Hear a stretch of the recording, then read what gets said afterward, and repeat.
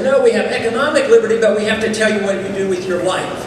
You know, it still bothers me. It's pretty bewildering that, you know, it's generally accepted that we're allowed to have intellectual freedom of thought and religious freedom of thought, but then we're not allowed to have freedom of what we want to do with our own bodies. We have to have the government telling us continuously what we can do and can't do, and you can't put anything in your mouth unless some bureaucrat in Washington approves of it.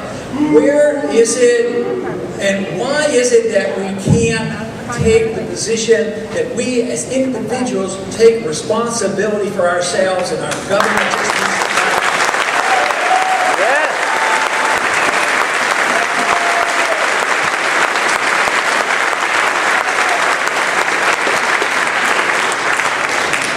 I believe the real purpose of life is to work for virtue and excellence. That's what our personal goals should be, in my estimation. In a totalitarian, dictatorial, authoritarian society, that just it makes it more difficult. And under today's conditions, it is assumed that government will provide this guidance to make a person better and virtuous. The government knows what you're supposed to think, do, read, and whatever.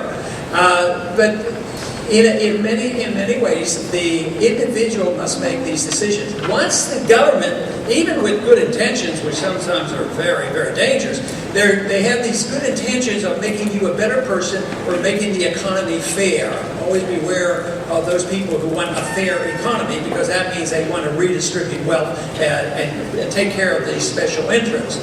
So once they do that, they cannot achieve any of that without undermining personal liberty. You undermine personal liberty and you destroy the creativity of the people. And this is what makes freedom work. People are free to choose and free to take risks and free to get rewards and greater prosperity, greater chance to take care of your family and your friends and your neighbors. And even though people say, yeah, but if you don't tax some of these people, they might not be charitable. Who cares?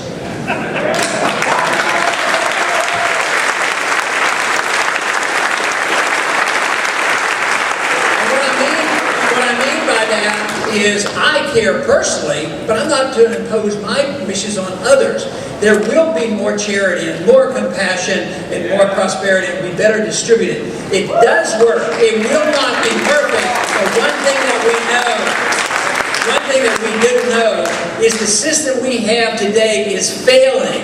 It's failing economically, it's failing with personal liberties, and it's failing on our foreign policy.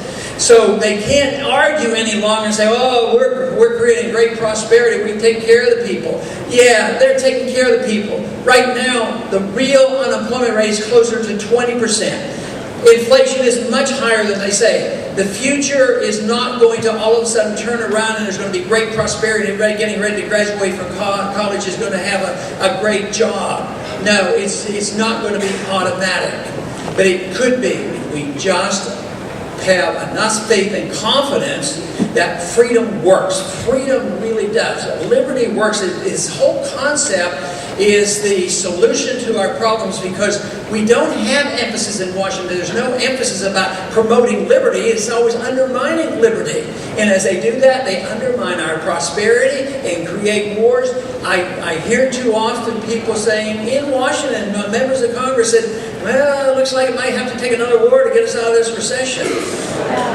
Wars do not help the economy. Wars are destructive. You know, it really is deceiving that war spending is counted, that it increases the GDP. You know, they borrow the money or print the money, spend $10 billion, or tax the people for, spend $10 billion, and they build something that they blow up the next day overseas. It doesn't increase, you know, the prosperity of anybody, but the GDP went up. The GDP went up. The people are catching on, and they're tired of it, and they're ready to do something.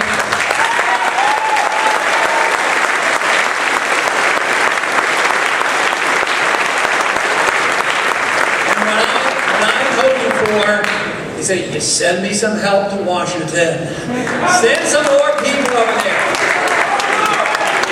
The more the merrier. But Ultimately, though, the responsibility falls on each and every one of us to be self-educated, because this won't come easily. Self-education, believe in something, know how to understand it, and find a job.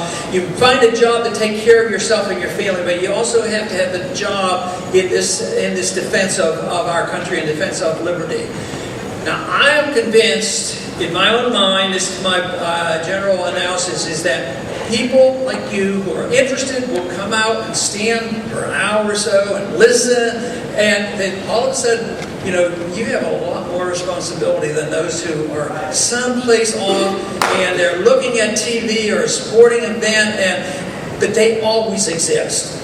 You're the ones that count, because you're in that 3, 4, 5% of the individuals who can lead the rest. And when the others lead, when you lead and there's enough people come along, it will become a prevailing attitude.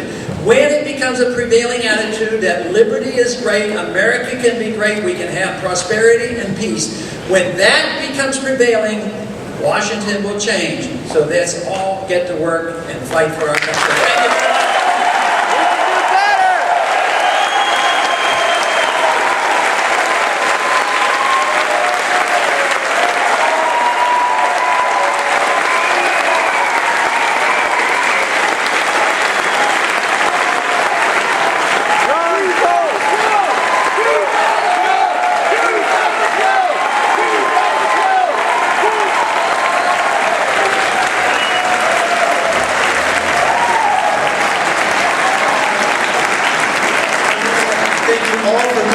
Be sure to stop by all the tables out back, learn all you can and join the movements you can. Another round of applause for all our great players.